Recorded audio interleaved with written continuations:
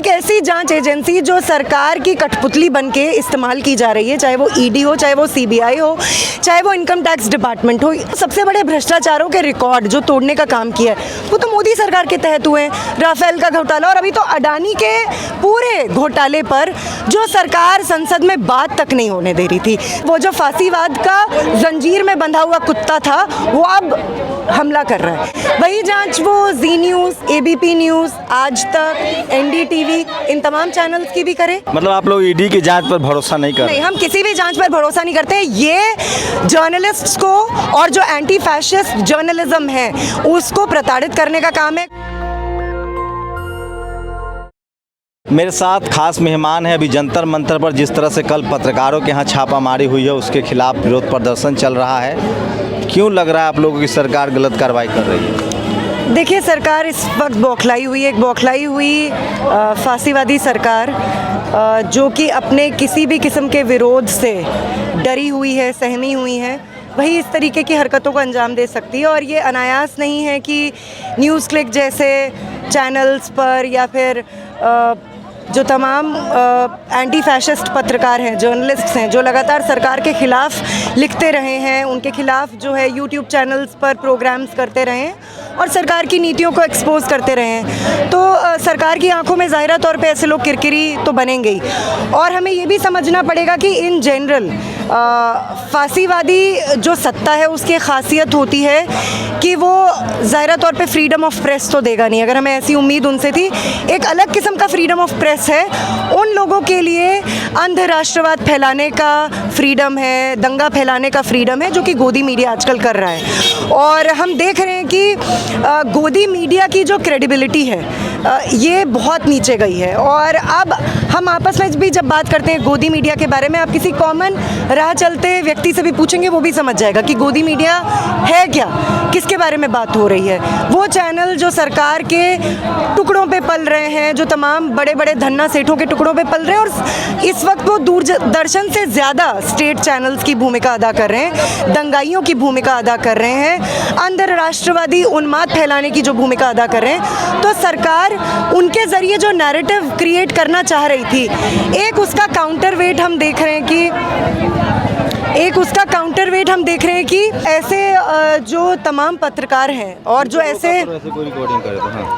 ऐसे YouTube channels हैं, जो ऐसे आप कह सकते हैं कि मेन स्ट्रीम मीडिया में नहीं हैं, वो तमाम लोग जो इस वक्त सरकार की नीतियों को एक्सपोज कर रहे हैं, वो कहीं ना कहीं सरकार को रैटल कर रहे हैं, उनको परेशान कर रहे हैं। तो ये तो आप वित्तीय अनियमितताओं की जांच हो रही है ना मैम, जो फाइनेंशियल इरेगुलरिटीज है उसकी जांच हो रही है, इसमें क्या दिक्कत? बिल्कुल बिल्कुल अच्छी बात है। सरकार को वित्तीय अनियमितताओं को, फाइनेंशियल इरेगुलरिटीज़ की बहुत परवाह है, तो अच्छी बात है, जांच कर रही है। वही जांच वो जी न्यूज़, एबीपी न्यूज़, आज तक, एनडीटीवी, इन तमाम चैनल्स की भी करे।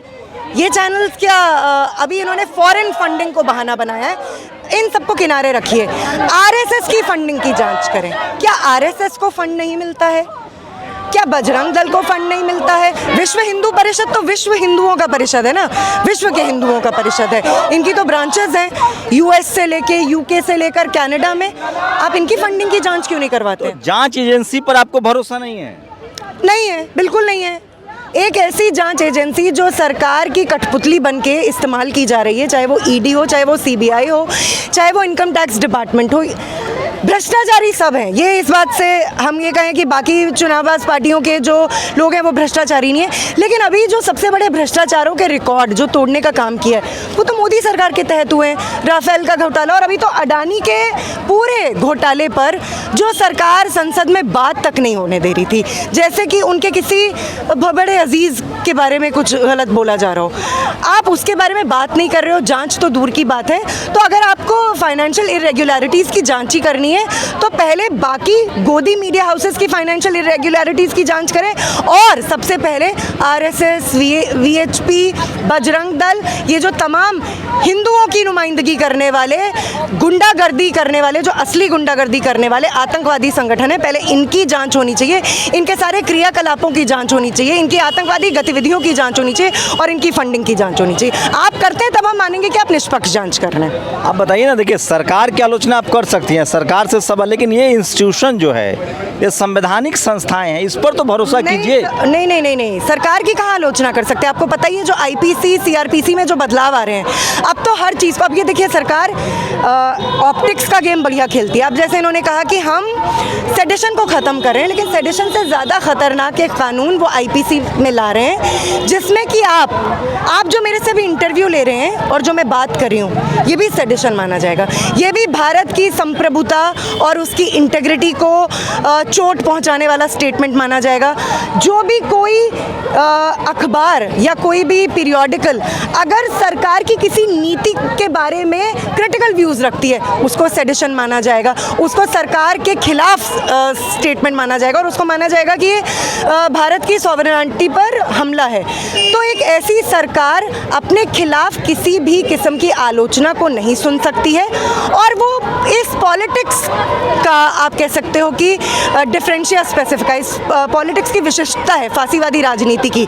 ये पूरी राजनीति का सौंदर्यीकरण करती है, उसका एक एस्थेटाइजेशन करती है और उसमें क्या होता है कि आप G20 में जैसे हमने देखा था ना व्यू कटर्स हरे हरे, वैसे व्यू कटर्स आप अपनी आलोचना के अगल बगल लगा देते हैं ताकि कोई आलोचना नहीं पहुंचे। इसीलिए सवाल ये है कि सरकार की आलोचना की, आपको लग रहा है कि सरकार इन इंस्टीट्यूशन का इस्तेमाल कर रही है विरोधियों के खिलाफ, बिल्कुल विपक्ष के खिलाफ कर रही है, बिल्कुल कर रही है। ये तो आज तो ये इस देश का बच्चा जानता है कि सरकार ने ईडी से लेकर सीबीआई का जो इस्तेमाल किया है, जिस तरीके से इन जो तमाम इंस्टीट्यूशंस के अंदर जो लंबे दौर में घुसपैठ की है ना फांसीवादियों ने, ये आज की बात नहीं है। कोई सोचे कि अचानक 2014 के बाद तो ये पावर में आए हैं, तो वो जो फांसीवाद का जंजीर में बंधा हुआ कुत्ता था वो अब हमला कर रहा है। ये जंजीर में तो 1925 से, जब से आरएसएस थी तब से ही था और इन्होंने बाकायदा इंस्टीट्यूशंस के भीतर नौकरशाही से लेकर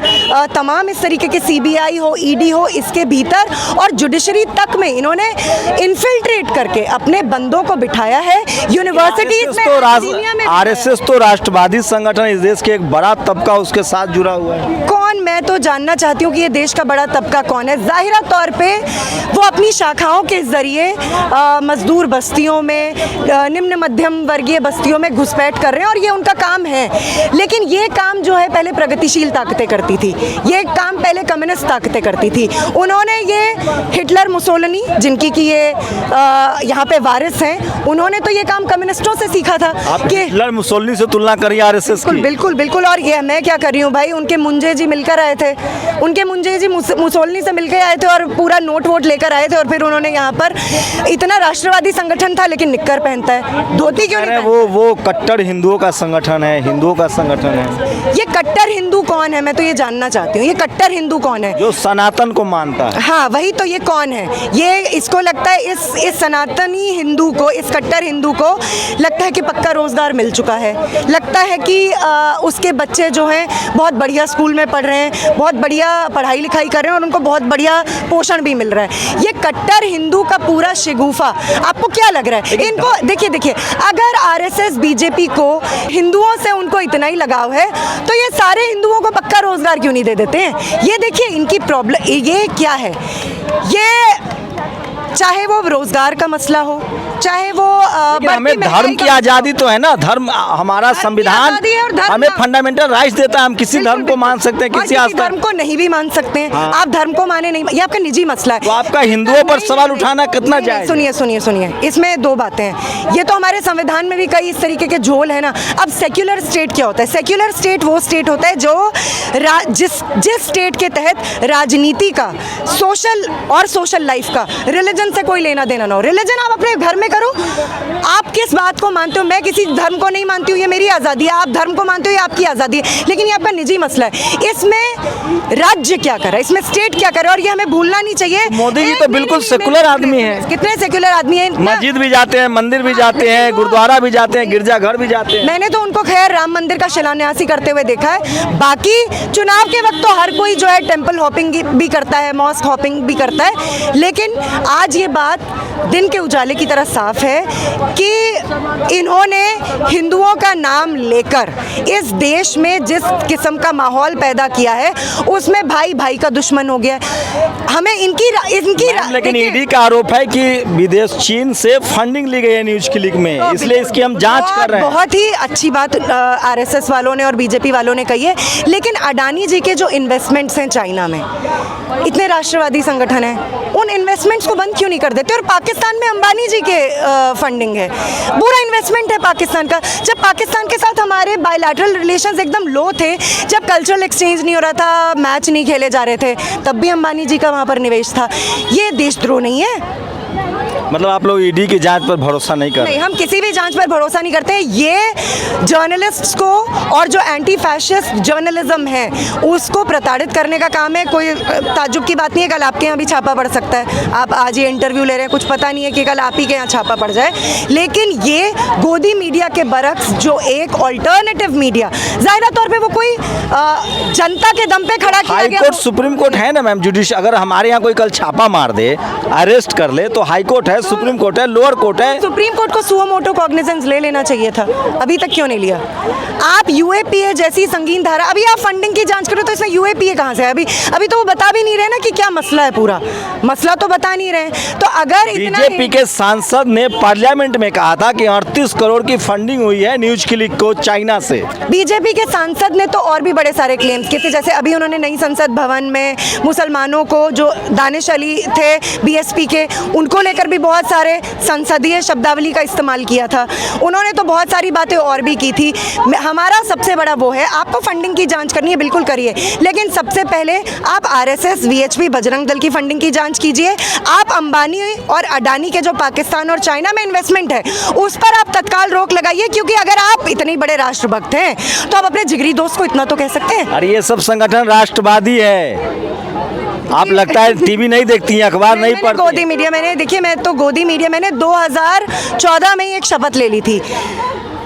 जी news, ABP news, republic TV, times now जैसे तमाम जो गोदी चैनल्स, और इसमें अब एनडीटीवी का नाम भी जुड़ गया है, इनको अगर इस देश की जनता इस वक्त सबसे अच्छा काम क्या कर सकती है, इनका कंप्लीट बाइकआउट करें और अपने केबल टीवी से इनके कनेक्शन कटवा दें, ख़ास तौर पे 2024 से पहले और उसके बाद भी, क्योंकि इनसे बड़ा दंगाई, इनसे बड़ा स्त्री विरोधी, मजदूर विरोधी, मुसलमान विरोधी, दलित विरोधी अगर और जिसके पैसों पर ये पलते हैं, कोई नहीं है इस वक्त। आज संजय सिंह पर छापा पड़ा, उस पर क्या कहें? देखिए वो तो है ही, अभी तो जो भी, देखिए जो बुर्जुआ पार्टीज भी इनके ऑपोजिशन में खड़ी हैं, ये उनको भी इस वक्त अपने शिकंजे में ले रहे हैं। एक आपको एक डर नहीं कि इस तरह से हम लोगों ने तमाम इंस्टीट्यूशन को दरकिनार कर दिया और धरना प्रदर्शन, कल हम पर कोई आरोप लग जाए, मान लीजिए मुझ पर चोरी का आरोप लगे, अब तो हो भी रहा है, रेप के आरोपियों को तिरंगा झंडा निकाला गया, तो ये गलत ट्रेंड नहीं है, चाहे आप करें चाहे वो लोग करें। सेंगर के पक्ष में आंदोलन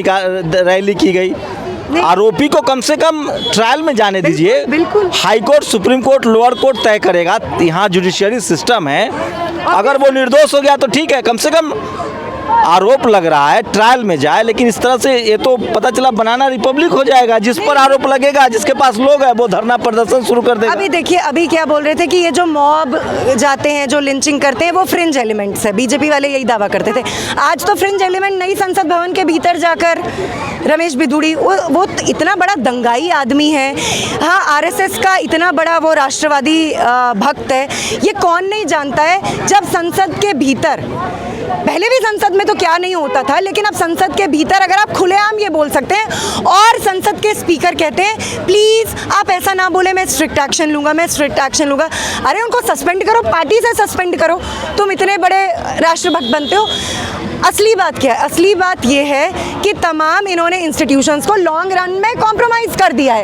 इन इंस्टीट्यूशंस की पहले भी कोई क्रेडिबिलिटी थी, प्रो पीपल इंस्टीट्यूशंस ये पहले भी नहीं थे। मैं कैटेगोरिकली ये बात कहना चाहती हूँ कि अगर 2014 से पहले देश में कोई जन्नत थी, ऐसा तो नहीं है, हम भी जानते हैं ऐसा कुछ नहीं है। लेकिन फांसीवाद के आने के बाद क्या हुआ है, आज विपक्ष की कोई भी आवाज़, और ज़ाहिर तौर पे उसमें संसदीय विपक्ष का भी एक रोल है, जो तो पहले नदारत था, लेकिन अब जो ये इंडिया अलायंस बन रहा है उसकी वजह से भी इनकी एक बौखलाहट तो दिखाई दे रही है। तो अब इन्हीं के सत्यपाल मलिक जी ने, जो इनके कितने खास थे, उन्होंने क्या बोला आपको याद होगा, उन्होंने कहा कि 2024 से पहले अगर राम मंदिर पे कोई आतंकी हमला हो जाए, अगर नई संसद भवन पे कोई आतंकी हमला हो जाए, तो आप ताज्जुब मत करिएगा। ये वही सत्यपाल मलिक जी हैं जिन्होंने पुलवामा का कच्चा चिट्टा खोला, और ये बीजेपी के आरएसएस के काफ़ी करीबी हैं। तो हमें भी इस बात को समझना पड़ेगा कि आज देश की जनता को अपने असली मुद्दों पर जुझारू जन आंदोलन खड़े करने होंगे। मैं ये बात क्यों कह रही हूँ, देखिए 2024 में मोदी सरकार के हारने के आसार तो नजर आ रहे हैं, क्योंकि एक बौखलाई हुई सरकार ही ये रेड्स वगैरह का काम करती है,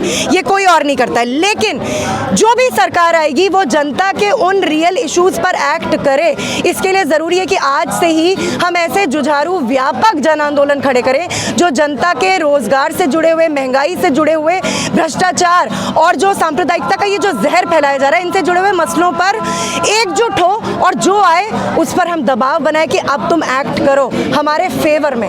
लेकिन इसके अलावा हम अगर किसी भी इस या उस दल से बहुत उम्मीद पालेंगे तो मुझे तो इसकी गुंजाइश कमी लगती है। लेकिन इसके साथ ही मैं ये भी कहना चाहती हूँ, आज की डेट में इस देश के मजदूर वर्ग का, इस देश के आम आवाम का अगर कोई सबसे बड़ा मुश्तरका दुश्मन है, कॉमन एनिमी है, वो बीजेपी, आरएसएस, मोदी सरकार है। इनका एक साल भी 2024 के बाद इस हमारे लिए बहुत भारी साबित होने वाला है, इसलिए संभलने की ज़रूरत है। बातचीत थी, और मैं फिर कह रहा हूँ कि हालात लगातार ख़राब हो रहे हैं और तमाम इंस्टीट्यूशन पर सवाल उठ रहे हैं। जब से बीजेपी सत्ता में आई है, पहले भी सीबीआई को खुद सुप्रीम कोर्ट ने तोता कहा है, ये मेरा बयान नहीं है, सुप्रीम कोर्ट ने सीबीआई को तोता कहा है, और अब इनकम टैक्स ईडी पर भी सवाल उठ रहे हैं। तो डेमोक्रेसी का ये भी एक हिस्सा है, तमाम जो रेड्स हो रहे हैं उसके खिलाफ छापामारी हो रही है। आप लोग पूरी बातचीत पर अपनी प्रतिक्रिया दीजिए, क्योंकि आप ही इस देश के मालिक हैं। सोशल मीडिया आपको मौका देता है कि आप हमें अपने कमेंट सेक्शन में जाकर अपनी राय भी दे सकते हैं। शंभू कुमार सिंह, नेशनल दस्तक, दिल्ली। नेशनल दस्तक की आपसे गुजारिश है कि अगर इसको बचाना चाहते हैं तो नेशनल दस्तक को सब्सक्राइब करने के लिए रेड कलर के सब्सक्राइब बटन को दबाएं, फिर बेल आइकन की घंटी दबाएं। नेशनल दस्तक को बचाने के लिए बहुत जरूरी है कि हर खबर को शेयर करें, लाइक करें, कमेंट जरूर करें।